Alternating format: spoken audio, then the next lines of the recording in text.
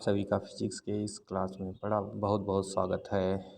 आज हम बात कर रहे हैं कि एक नेक्स्ट 2022 के क्वेश्चन पेपर की 2022 का क्वेश्चन पेपर किस तरीके से पूछा गया था फिजिक्स में और किस तरीके से पेपर बोर्ड में आता है। इसकी प्रिपरेशन अभी से शुरू कर दीजिए, क्योंकि अब मार्च में प्रस्तावित बोर्ड परीक्षा है, इसलिए यूपी बोर्ड के छात्र अभी से अलर्ट पे आ जाएं। तो इसमें हम 151 इसका कोड होता है, ये आपका जो है कोड पेपर क्वेश्चन कोड होता है 346, और जीबी जो होता है ये सेट कोड होता है। तो इसमें जो है 3 घंटे 15 मिनट का समय दिया जाता है। 70 नंबर का पेपर होता है, आप लोग जानते ही हो। इसमें से 15 मिनट विद्यार्थियों को प्रश्न पत्र पढ़ने के लिए अतिरिक्त अब दिया जाता है। पहले ये 2017 से ये सुविधाएं शुरू हुई। उसके पहले क्या होता था, 15 मिनट नहीं दिया जाता था, 14 से ही शुरू हो गई थी। और उसके पहले जो पेपर होते थे वो 3 ही घंटे के होते थे। तो इसमें क्या है कि प्रथम मैं अब आपको ये बताए दे रहा हूँ। इसमें प्रथम 15 मिनट परीक्षार्थियों को पढ़ने के लिए निर्धारित किया। सभी प्रश्न अनिवार्य हैं। इस प्रश्न में 5 खंड है, आ बा सादा और आ बहुविकल्पी है, जो प्रत्येक प्रश्न 1 अंक का है, और दूसरा लघु उत्तरीय है जो कि 1 अंक का है, और तीसरा जो क्वेश्चन शुरू होगा लघु उत्तरीय प्रकार 1, ये 2 अंक का है। अब इसी तरीके से लघु उत्तरीय प्रकार 2, ये आपका जो है ये भी आपका 3 अंक का है। और खंड विस्तृत उत्तरीय जो आखिरी खंड या है वो विस्तृत उत्तरीय है, वो आपका 5 अंक के क्वेश्चन प्रदान किए जाएंगे। तो अब चलिए इसी प्रक्रिया में हम आगे की ओर बढ़ते हैं और क्वेश्चन पेपर को हल करते हैं। देखते हैं हमारे पास क्वेश्चन पेपर में इस क्वेश्चन पेपर में कौन कौन से क्वेश्चन आए हैं। ये इम्पॉर्टेंट रहता है कि आप सबसे पहले स्मॉल जो क्वेश्चन हैं, लघु उत्तरीय क्वेश्चन है, शॉर्ट क्वेश्चन है, ऑब्जेक्टिव क्वेश्चन है, उनको हमेशा सही करने की कोशिश करिए। अर्धचालकों के संयोजक बंध तथा चालन बंध के बीच ऊर्जा अंतराल होता है। ये ऊर्जा अंतराल 1 इलेक्ट्रॉन वोल्ट के लगभग बराबर होता है, यानी 0.7 जर्मेनियम के लिए सिलिकॉन के लिए, और जर्मेनियम के लिए 0.3 होता है। ये 0.1 इलेक्ट्रॉन वोल्ट के नियर अबाउट होता है लगभग। 0.7 जर्मेनियम का होता है, 1.1 सिलिकॉन का होता है। तो ये 1 इलेक्ट्रॉन वोल्ट के नियर अबाउट हो जाता है आपका संयोजक बंध, यानी कंडक्शन बंध और बैलेंस बंध के बीच का जो अंतर होता है, ऊर्जा गैप।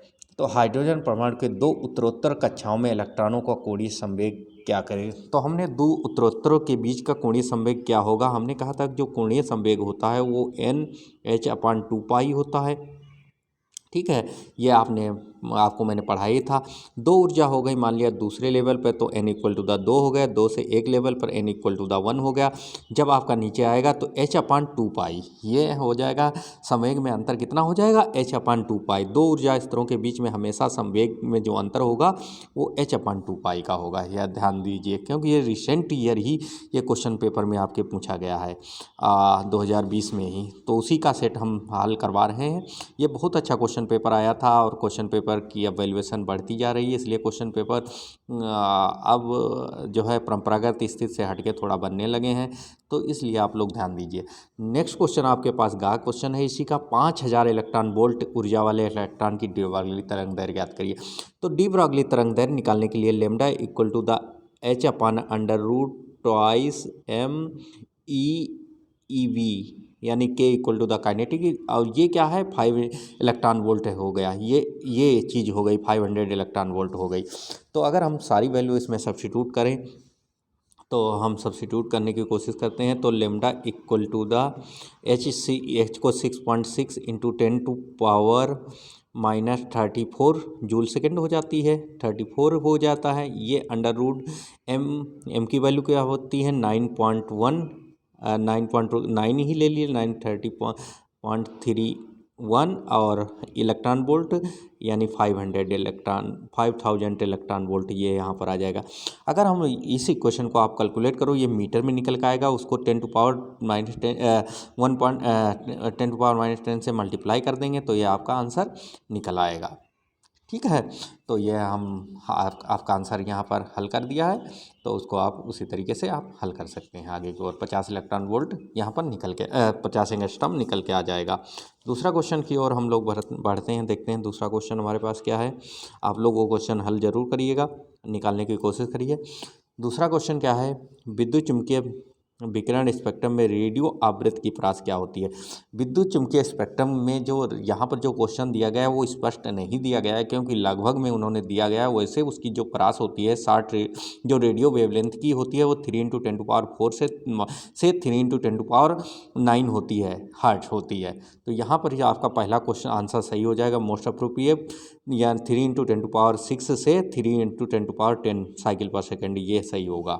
चलिए अगले नेक्स्ट क्वेश्चन की ओर हम लोग बढ़ते हैं। नेक्स्ट क्वेश्चन हमारा इसी तरीके से अंगा आ गया। अंगा क्वेश्चन क्या है, 200 ओम प्रतिरोध तथा 1 हेनरी प्रेरकत्व का श्रेणी संयोजन पर प्रत्यावर्ती वोल्टेज V = 10√2 × sin200t लगाई गई है। अब बी आई के बीच कलांतर, बी आई के बीच कलांतर यानी फाई पूछा गया है, फाई कितना होगा। तो सबसे पहले हम लोग यहाँ से ओमेगा टी बराबर कैलकुलेट कर लें, क्योंकि हमें अगर V का फार्मूला हमें देखना हो प्रत्यावर्ती वोल्टेज का, तो B0 × sin ओमेगा टी आ जाता है। ओमेगा टी प्लस माइनस होगा तो ओमेगा टी के साथ में, तो हम यहाँ पर ओमेगा टी ये हो गया, ओमेगा टी ये हो गया, तो ओमेगा हमारा निकल आया, ओमेगा = 200 निकल आएगा। तो हमारे पास एल कितना दिया गया है, 1 हेनरी दिया गया है एल, तो एक्स एल कितना हो गया, ये ओमेगा एल होता है। तो ओमेगा एल ये हो जाएगा 200 ओम निकल आया। और आर हमारे पास दिया गया है, आर कितना दिया गया है, 200 दिया गया है। तो एक्सएल = अब यहाँ पर हम लोग निकाल सकते हो, अगर हम दोनों के बीच में कलांतर अगर निकालते हैं तो कलांतर का फार्मूला क्या होता है, 10φ = एक्सएल है, खाली यहाँ पर एक्सएल - एक्सी भी हो सकता था, अगर दोनों होते बाई आर हो जाएगा। यानी जैसे आप 200/200 रखेंगे यहाँ पर, तो ये हमारी वैल्यू 1 आ जाएगी 10φ की, यानी 45 डिग्री का एंगल हमारा यहाँ पर आ जाएगा। यानी दोनों के बीच का जो फेजांतर है, कलांतर होगा, वो 45 का होगा। चलिए आगे की ओर हम लोग बढ़ते हैं। नेक्स्ट क्वेश्चन देख लेते हैं, चावक क्वेश्चन, यानी इसमें 6 क्वेश्चन आपके ऑब्जेक्टिव होते हैं जो कि काफ़ी इंपॉर्टेंट रहते हैं और आपको पढ़ना भी चाहिए। जब एक प्रकाश किरण वायु से कांच में जाती है तो उसकी तरंग दैर्घ्य कम हो जाती है, तरंग दैर्घ्य बढ़ जाती है, आवृत्ति बढ़ जाती है। आवृत्ति तो नेवर चेंज रहती है, ये तो आपको याद कर लेना चाहिए कि चाहे एक माध्यम से दूसरे माध्यम में, किसी भी माध्यम में प्रकाश जाएगा तो उसकी आवृत्ति नहीं बढ़ेगी। ये आप ध्यान दीजिएगा, ये भी इम्पॉर्टेंट रहता है। ना तो तरंग दैर्घ्य और ना ही आवृत्ति बदलती है, आवृत्ति तो नहीं बदलेगी लेकिन तरंग दैर्घ्य तो बदल जाएगी। जैसा कि हमें फार्मूला पता है कि B = n होता है, B = n, ये फार्मूला बचपन से ही हम लोग पढ़ते आए हैं, 8वीं क्लास से ही। तो अगर n कांस्टेंट है, ये आवृत्ति कांस्टेंट है, तो b किस पर निर्भर करेगी कि लेमडा पर। जब प्रकाश वायु से कांच में, वायु से जब कांच में जाता है तो उसकी चाल कम हो जाती है, इसका मतलब लेमडा कम हो जाएगा, याद रखिए। यानी चाल जो है वो लेमडा पर निर्भर कर रही होती है, वेलोसिटी, यानी चाल कम हो गई तो लेमडा भी कम हो जाएगा, यानी तरंग दैर्घ्य उसकी कम हो जाएगी। ये ऑप्शन आपका सही हो जाएगा। चलिए आगे की ओर हम लोग बढ़ते हैं, देखते हैं। ये क्वेश्चन नंबर 1 है, 1 लाइन क्वेश्चन है, कोई ऐसी बात नहीं है वो कोई 1 लाइन क्वेश्चन हल करना है। स्थिर विद्युत में गॉस का नियम लिखिए। गॉस का नियम क्या है, किसी बंद पृष्ठ के अंदर निकलने वाला कुल फ्लक्स उस पृष्ठ के अंदर कुल आवेश का 1/ε गुना होता है। यानी फ्लक्स, निकलने वाला फ्लक्स फाई है, वह कुल आवेश Q का 1/ε गुना होता है। इतना वहाँ से फ्लक्स निकल रहा होगा। आंसर आपका क्लियर हो जाएगा। 1 लाइन में एक पूरे नंबर पाते हुए ये फार्मूला भी लिखना उतना ही आवश्यक है जितना आवश्यक वो होता है। कम विभवांतर पर धात्विक चालक तथा टार्च के बल्ब के लिए विभवांतर तथा धारा के बीच ग्राफ खींचिए। ठीक है, ये एक्चुअली अब धात्विक चालक इस समय 30% लेस में ये है नहीं, पिछली बार पूछ दिया गया था तो इसलिए वो हटाया गया है। इस बार ये पढ़ना आ गया था तो इसलिए बच्चों को उसके मार्किंग भी करनी पड़ी है, तो आपको चूँकि पढ़ के सब चलना चाहिए। चलिए हम बताते हैं इसको हल। चलिए अब हम टार्च के बीच में ग्राफ खींच लेते हैं। इसके बीच में ग्राफ खींचने के लिए हम लोग देख लेते हैं, जो है एक स्पेस बना लेते हैं। चलिए, टार्च के बल्ब बी और आई के बीच में, अगर हम टार्च के बल्ब किसी परिपथ में, अगर धात्विक परिपथ है तो उसमें अगर टार्च का बल्ब वहाँ पर यूज करते हैं तो बी और आई के बीच जो ग्राफ जाता है वह प्रारंभिक अवस्था में लो वोल्टेज पे तो लगभग सही जाता है, उसके बाद में तेज़ी से इस तरीके से अनोमीय हो जाता है। यानी यहाँ पर जो लो वोल्टेज है, लो वोल्टेज पर तो ओम के नियम का पालन करता है, लेकिन आगे ओम के नियम का पालन नहीं करता है, अनोमीय रेजिस्टेंस हो जाता है। तो बी और आई में ये ग्राफ आपको खींचना है, बी और आई के बीच ये ग्राफ आप खींच लीजिए। चलिए आगे की ओर हम बढ़ते हैं, देखते हैं नेक्स्ट क्वेश्चन हमारे पास क्या है।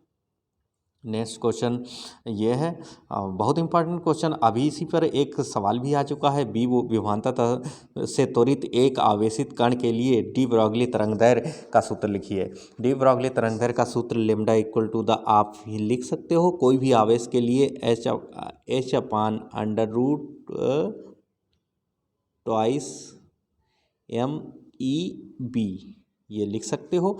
ये जनरल फार्मूला है डी ब्रॉगली तरंगदैर्घ्य का, किसी भी आवेशित कण के लिए है। इलेक्ट्रॉन के लिए हो जाता तो इसकी वैल्यू रख देते, प्रोटॉन के लिए भी है, अलग वैल्यू रखी जा सकती है, ये कोई ऐसी बात नहीं है। चलिए आगे की ओर हम लोग बढ़ते हैं, नेक्स्ट क्वेश्चन देखते हैं। ये ऑनलाइन क्वेश्चन है, बहुत आसानी से यहाँ पर भी आपका नंबर मिल सकता है, कि यहाँ पर भी आपको एक नंबर मिल सकता है, और उसके पहले गॉस का नियम बताया था, यहाँ पर भी एक नंबर मिल सकता है। सारे ऑब्जेक्टिव बताए थे उसमें भी एक नंबर मिल सकता है, क्योंकि एक एक नंबर से ही झोली भरनी है। ये बोर्ड का एग्ज़ाम है और यूपी बोर्ड में जो है पेपर थोड़ा इसी तरीके से पूछा जाता है, एक एक नंबर में ज़्यादा क्वेश्चन रहते हैं। एक चालक पर 2.4 इंटू 10⁻⁻18 कूलाम धनावेश है, बताइए कि इस चालक पर कितने इलेक्ट्रॉनों की कमी अधिकता है। अगर धन आवेश है तो इसका मतलब इस पर चालक इलेक्ट्रॉनों की अधिकता नहीं होगी, इस पर इलेक्ट्रॉनों की कमी है। पहली बात तो इलेक्ट्रॉनों की कमी होगी धन आवेश के कारण। तो दूसरी बात, उसमें कितने इलेक्ट्रॉन होंगे, Q equal to the n e वाला फार्मूला लगा सकते हो यहाँ पर। तो हम लोग यहाँ पर अगर n equal to the Q by E लिख लें, ठीक है। और बाकी कमेंट बॉक्स में आप लोग ज़रूर हल करके करते हुए इसको हल कर बताएंगे कि कितना आपका निकला आंसर, मेरा कितना निकला, क्योंकि मैं ही सारा हल करता रहूँगा तो आप क्या हल करोगे। -18 हो गया और डिवाइड बाई 1.6 इंटू 10⁻⁻19, ठीक है। -19 यहाँ पर आ गया, तो यहाँ से पॉइंट हटा सकते हो। 8 दूनी 16, 8 तियाँ 24, ठीक है। तो इस तरीके से आपका 30 ऊपर आ जाएगा, 2 नीचे आ जाएगा, 15 इलेक्ट्रॉनों की कमी आ जाएगी, यानी 15 इलेक्ट्रॉन आ जाएंगे यहाँ पर आपके निकल के, इलेक्ट्रॉन आ जाएंगे, ठीक है। चलिए आगे की ओर हम लोग बढ़ते हैं, नेक्स्ट क्वेश्चन देखते हैं हमारे पास क्या रखा हुआ है। इस क्वेश्चन को कमेंट बॉक्स में आप आंसर, हम बताए दे रहा हूँ आपको फार्मूला, लेकिन कमेंट बॉक्स में ज़रूर आंसर इसका हल करते हुए बताइए। उत्तल लेंस की फोकस दूरी 10 सेंटीमीटर है, अवतल लेंस की फोकस दूरी 50 सेंटीमीटर है। इसकी पॉजिटिव, इसकी नेगेटिव ले लीजिए, ठीक है। संपर्क में रखे लेंस रखें तो संयोजन से 25 सेंटीमीटर। पहली बात तो एक फार्मूला आप लगा लीजिए, फोकस दूरी F equal to the 1/F1 plus 1/F2 से संयुक्त फोकस दूरी ज्ञात कर लीजिए दोनों लेंसों की। एक अब यहाँ पर माइनस साइन इंट्रोड्यूस हो जाएगा, क्योंकि ये माइनस में फोकस दूरी इसकी हो जाएगी, तो माइनस साइन यहाँ पर बीच में माइनस साइन लग जाएगा, ठीक है।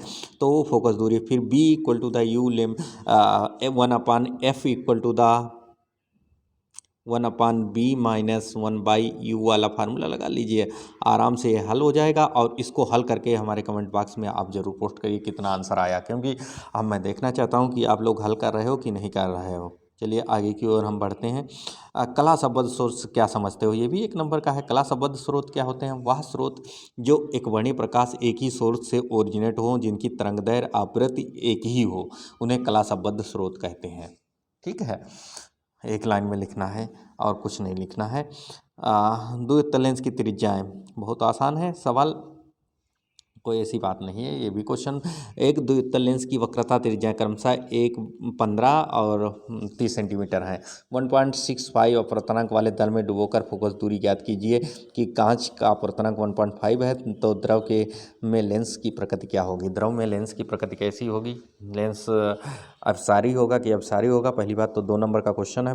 सबसे पहले क्या कर लेना चाहिए, इस 1 इतने अपवर्तनांक को इसमें जब डुबो देते हैं तो साथ में फोकस दूरी, तो हमें लेंस मेकर फार्मूला क्या हमारे पास आ गया, लेंस मेकर फार्मूला का उपयोग करना है। 1/f equal to the n minus ये डिवाइड बाई ये। अगर हम लोग इस कांच का अपवर्तनांक इसमें इस द्रव में डुबोते हैं तो ये अपान ये हो जाएगा 1.5, यानी 1.65 बाई 1.5 माइनस 1 इंटू 1/50 और माइनस 1/30।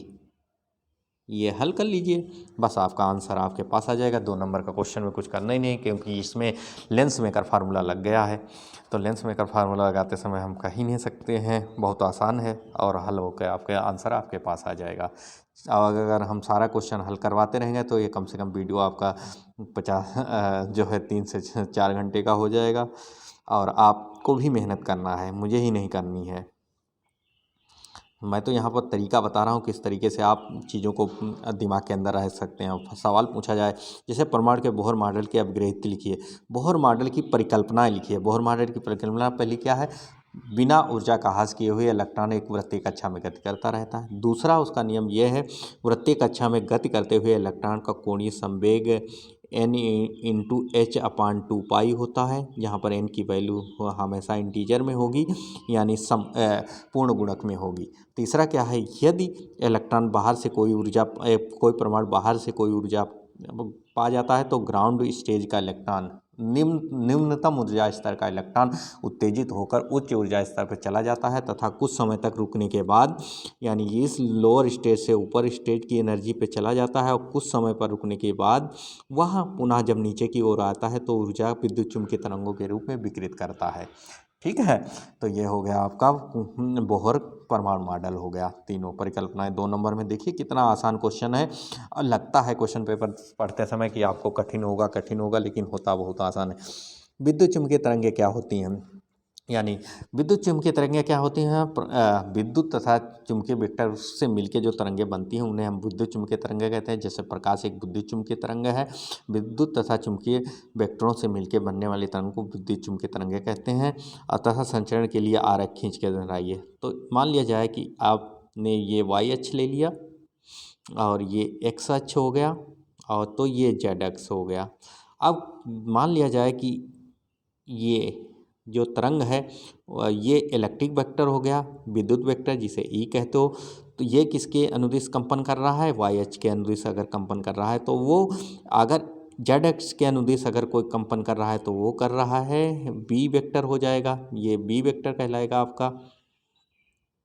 ठीक है, और ये जिस दिशा में चल रहे हैं ये दोनों के लंबवत दिशा में ये तरंग प्रोपेगेट एक्स डायरेक्शन की ओर यह प्रोपेगेट करेगी तरंग। ठीक है, तो ये आप डायग्राम बना सकते हो यहाँ पर विद्युत चुम्बकीय तरंगों का, और आप आसानी से आपको क्वेश्चन इसमें नंबर पूरे मिल सकते हैं। अगला क्या है, विखंडन ऊर्जा, यानी हीलियम नाभिक में मुक्त इलेक्ट्रॉनों तथा मुक्त प्रोटॉन व इलेक्ट्रॉनों में विखंडित करने के लिए न्यूनतम कितनी ऊर्जा की आवश्यकता पड़ती है। बस इलेक्ट्रॉन सबकी ऊर्जा एमयू में अलग अलग दी गई है, इतने -2 इसमें प्रोटॉन हो गए, 2 इलेक्ट्रॉन, 2 को ये गुणा कर दो इससे और 2 को गुणा कर दो इससे, इसको और इसको जो अगर 2 से गुणा कर दोगे फिर इसमें से इनको जोड़ के घटा दो और उसको 931 से गुणा कर दो, उतनी ऊर्जा चाहिए होगी। यानी आप आराम से इसको हल कर सकते हो, कोई ऐसी बात नहीं है। चलिए अगला क्वेश्चन 3 नंबर के हैं। भाई ये क्वेश्चन काफ़ी इम्पॉर्टेंट रहते हैं। ये कहा जाता है कि प्रिज्म के पदार्थ का अपवर्तनांक n तथा सूत्र अल्पतम विचलन के लिए प्रिज्म के कोण के नियमन, ये तो मैंने अपने लास्ट वीडियो में बता चुका हूँ कि पीछे मेरा पूरा एक लेक्चर है प्रिज्म पे, उससे आप लोग वहाँ से देख लीजिए कि प्रिज्म के अपवर्तनांक का सूत्र कैसे निकालते हो। तो n equal to the sine a plus delta by sine a/2, इस तरीके से मैंने वहाँ निकाला हुआ है। आप वहाँ से देख सकते हो, पूरा का पूरा वीडियो आप देख सकते हो, वर्ण विषय में सप्ताह से लगा के पूरा आपको दिया गया है। तो आपको मेहनत तो करनी ही पड़ेगी, पीछे की वीडियो देखने पड़ेंगे, सब कुछ करना पड़ेगा, तभी क्वेश्चन आगे की ओर आप हल कर सकते हो, अन्यथा क्वेश्चन आसान नहीं है हल करना। चलिए आगे की ओर हम लोग बढ़ते हैं। ये 50 वाट 100 वाट लैंप और 200 वोल्ट तथा 50 हर्ट्ज के मेन से जोड़ा जाता है। लैंप पे जलने के लिए श्रेणी क्रम में कितने संधारित्र की आवश्यकता पड़ेगी? आराम से निकाल सकते हो, इसको हम निकलवाएंगे अभी नेक्स्ट वीडियो पे। इस टाइप के क्वेश्चन बहुत आते हैं, हम बता सकते हैं। अगला क्वेश्चन हमारे पास विभवांकी के सिद्धांत का परिपथ चित्र की सहायता से बताइए। ये बड़ा क्वेश्चन है, यानी विभवमापी क्या है, विभवमापी का चित्र बनाइए तथा उसकी सहायता से समझाइए, उसके परिपथ का आरेख भी बनाइए। तो विभवमापी की सहायता से हम लोगों को परिपथ का आरेख बनाना है। तो मूविंग कॉइल गैल्वेनोमीटर की बात हम लोग कर लेते हैं। इसमें एक कॉइल होती है, इसमें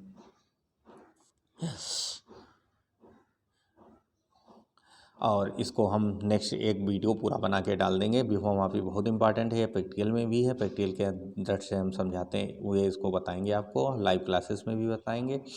तो इस तरीके की है। अगला क्वेश्चन हमारे पास है, प्रकाश विद्युत प्रभाव से क्या तात्पर्य है? आइंस्टीन द्वारा दी गई व्याख्या।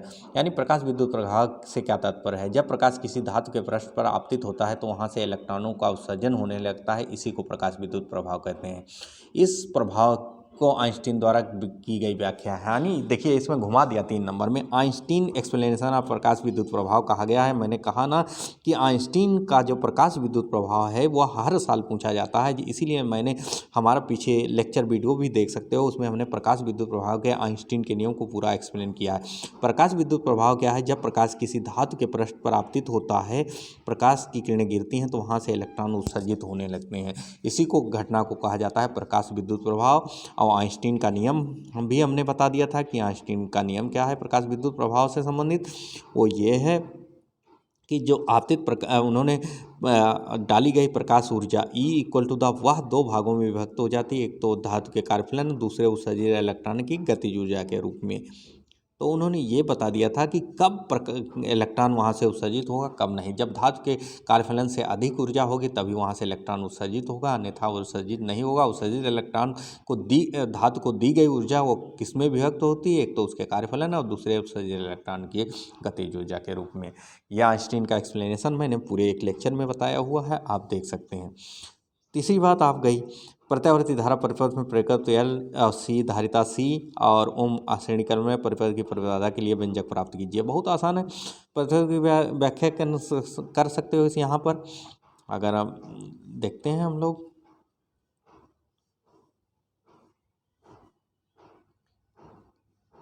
चलिए ये हमारा फ्री स्पेस हो गया थोड़ा, चलिए यहीं पर हम व्याख्या कर रहे हैं।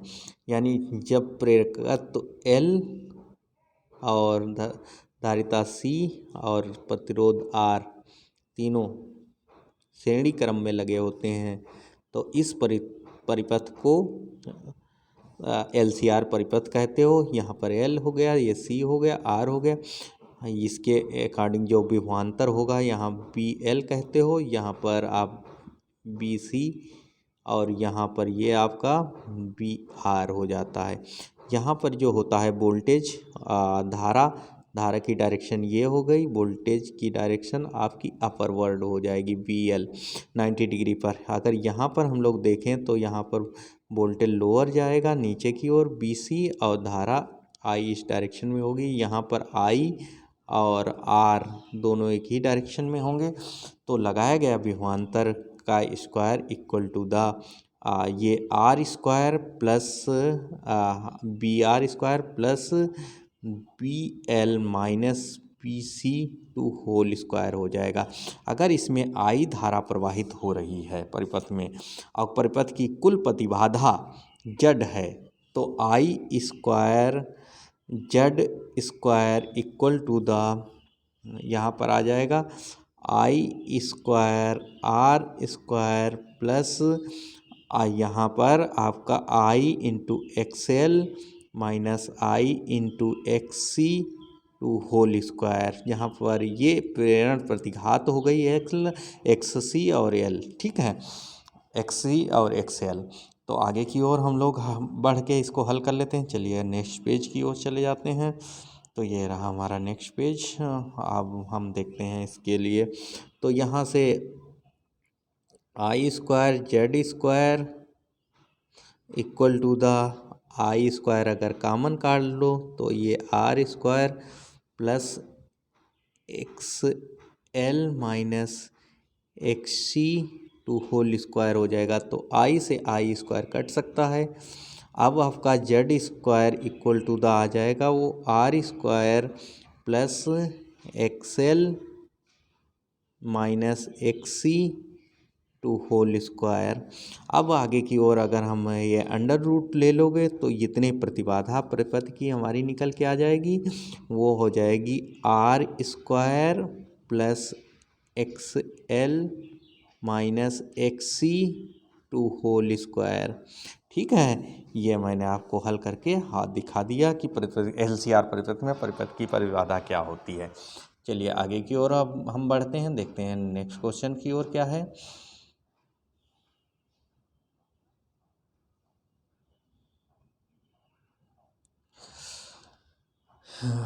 एक समांतर प्लेट संधारित्र में प्लेट का व्यास 6 सेंटीमीटर है, तो उसमें परावैद्युता के रूप में वायु है। यदि संधारिता 200 सेंटीमीटर व्यास वाले गोले में है तो उसकी प्लेटों के बीच की दूरी क्या है। ये अब इस बार 30% लेस में ये क्वेश्चन पिछली बार पूछ दिया गया था, लेकिन इस बार पूछने की संभावना कम है।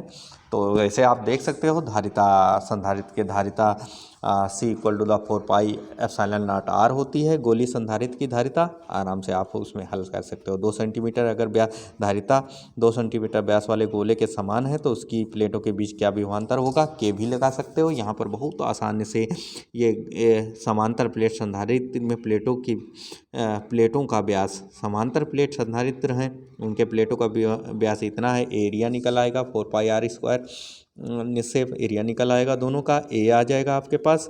यदि यह संधारित्र की धारिता 200 सेंटीमीटर व्यास वाले गोले के बराबर हो तो यहाँ पर तो धारिता C equal to the epsilon naught A upon दोनों के बीच 6 सेंटीमीटर, समांतर प्लेट संधारित्रों में की प्लेटों की का व्यास 6 सेंटीमीटर है। देखिए ये क्वेश्चन कुछ गड़बड़ है, इसलिए प्लेटों के बीच की दूरी दे सकते हैं, व्यास अगर देंगे तो उनके बीच की दूरी भी देनी चाहिए। तो प्लेटों के बीच की दूरी ज्ञात कीजिए। अच्छा, प्लेटों के बीच की दूरी ज्ञात करना है तो ए से व्यास गोली मान लिया प्लेट होगी तो epsilon naught A upon D हो जाएगा, और इक्वल टू द जो धारिता सी है 2 सेंटीमीटर व्यास वाले गोले के बराबर है, तो यहाँ पर 4 पाई एप्सिलॉन नॉट आर के बराबर हो जाएगा। ये यहाँ से आपका डी कैलकुलेट हो जाएगा। Epsilon naught A upon D equal to the 4 pi epsilon naught R, के गोलीय चालक की जो धारिता होती है वो 4 पाई एप्सिलॉन नॉट आर हो जाती है, और यहाँ पर epsilon naught A upon D हो जाएगी, जहाँ पर ए की 4 पाई आर स्क्वायर हो जाएगा, 2 पाई आर स्क्वायर, तो 2 पाई पाई से पाई कट जाएगा, आपका आंसर आपके पास आ जाएगा। बहुत ही सही क्वेश्चन है, आप हल कर सकते हो। वर्ताकार धारा कुंडली में के केंद्र पर चुंबकीय क्षेत्र के लिए व्यंजक का निर्माण, केंद्र पर जो चुंबकीय क्षेत्र B इक्वल टू द हमने mu naught I upon N I, mu not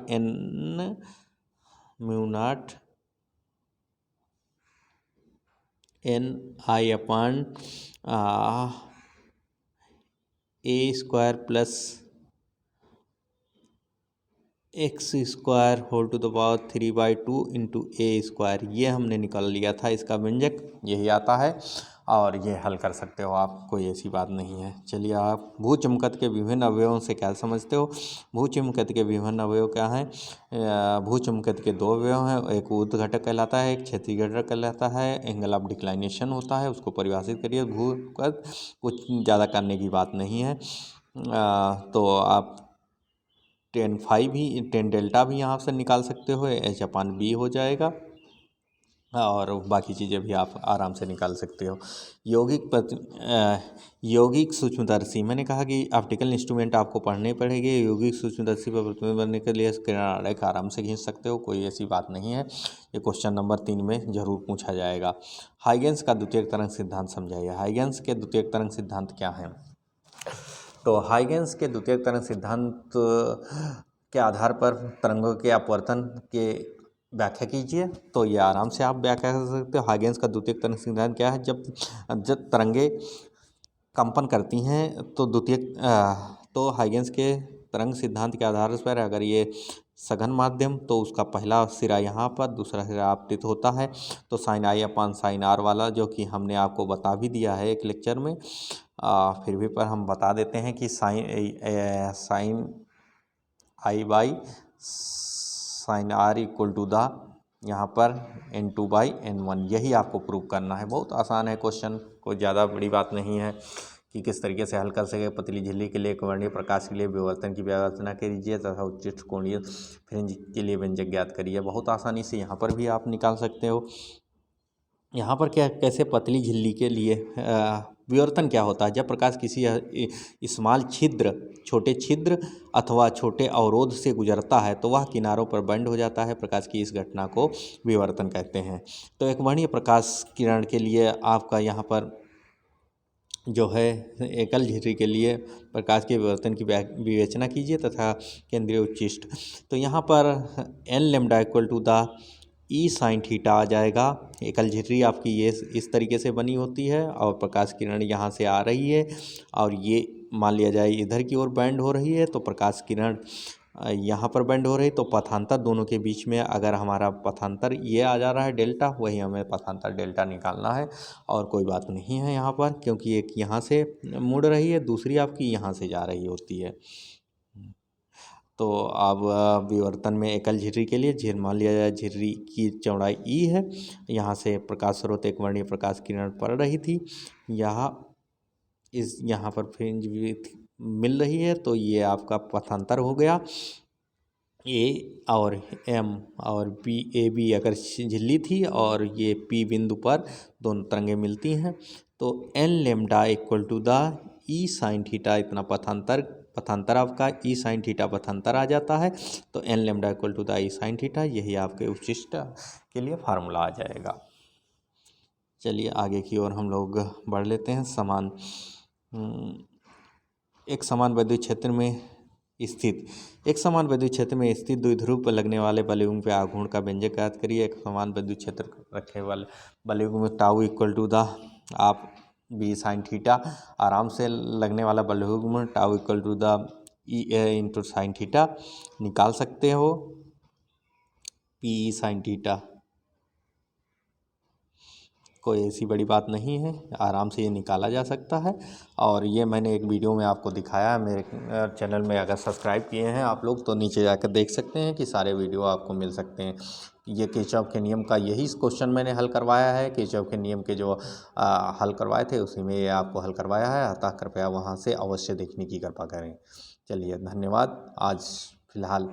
और ये रहा पीएन संधि डायोड का अग्रघनत से क्या तात्पर्य है तथा पूर्ण तरंग डिस्टकारी के रूप में कैसे प्रयोग करते हैं। शीर्षक आखिर मैंने कहा ना कि जो पूर्ण तरंग डिस्टकारी है, डिस्टकारी जो सेमीकंडक्टर डिवाइसेस है उसमें ज़रूर पूछा जाएगा। तो हमने पिछली बार भी ये अभी पिछले भी उसमें जो है आंसर हल करते समय मैंने इसका डायग्राम बना दिया था।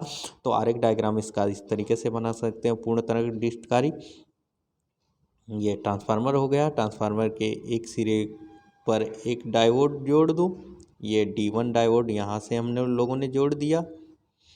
और ये आपने क्या किया कि यहाँ पर ये D2 डायोड जोड़ के दोनों के टर्मिनल्स को आपस में जोड़ दीजिए। फिर यहाँ से इसको बाईपास करते हुए ले आइए और इसके बीच के सिरे और इसके बीच में क्या करिए, यहाँ पर RL लोड रेजिस्टेंस लगा दिया। तो यहाँ पर हमें जो है अगर निवेशी वोल्टेज हमारे पास जो लगाया था अल्टरनेटिंग प्रत्यावर्ती धारा, तो यहाँ पर डिस्ट धारा प्राप्त हो जाएगी। प्रत्यावर्ती धारा अगर हमने ये लगाई थी तो हमारे पास डिस्ट धारा यहाँ पर इस तरीके से पूर्ण तरंग डिस्टकारी में प्राप्त होगी। यही कहलाता है डिस्टकारी। यानी जिस समय ए सिरा पॉजिटिव होगा उस समय D1 डायोड D1 वर्क में आ जाएगा, D2 5-6 मिनट में होगा। यहाँ से धारा कोई नहीं भरेगी, तो धारा कहाँ से बह जाएगी, यहाँ से बह जाएगी। जब हमारा बी सिरा अगर पॉजिटिव होगा तो उस समय ए निगेटिव हो जाएगा, बी पॉजिटिव, तो D2 जो डायोड है वो वर्किंग में आ जाएगा, फॉरवर्ड में आ जाएगा। अगर अभिनत में हो तो धारा हमारी यहाँ से जाती हुई है यहाँ से पास हो जाएगी, और पहला सिरा यहाँ आधा, दूसरा आधा टर्मिनल यहाँ मिल गया। इस तरीके से आप इसको हल कर सकते हैं। चलिए आज बस यहीं तक। अल्फ़ा कण का प्रकीर्णन, मैंने कहा था कि अल्फ़ा कण प्रकीर्णन बहुत ही इम्पॉर्टेंट रहता है, और ये मैंने अपने पूरे वीडियो में बताया भी है आपको। आप लोगों ने ध्यान नहीं दिया है, ना तो उस वीडियो पे अनुसरण कर रहे हैं। रदरफोर्ड का अल्फ़ा कण प्रकीर्णन बहुत इंपॉर्टेंट है, हर साल 5 नंबर में पूछा जाता है।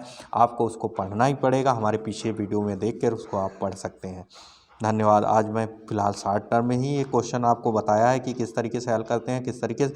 सबसे मोस्ट इम्पॉर्टेंट चीज़ ये रहती है, एक सेट इस साल पूछा गया था, GF था, उसमें जो है एप्सिलॉन नॉट का मात्रक भी पूछ दिया गया था, जबकि नियतांकों में एप्सिलॉन नॉट की वैल्यू यहाँ पर दी गई है, मात्रक भी दिया गया। तो यहाँ सबसे पहले भौतिक राशियों के जो मात्रक हैं वो पीछे से देख लेने चाहिए, क्योंकि कहीं ना कहीं आपको वो मिल सकता है, वहाँ से फ़ायदा मिल सकता है। उन छात्रों को 1 नंबर फ्री का मिल गया।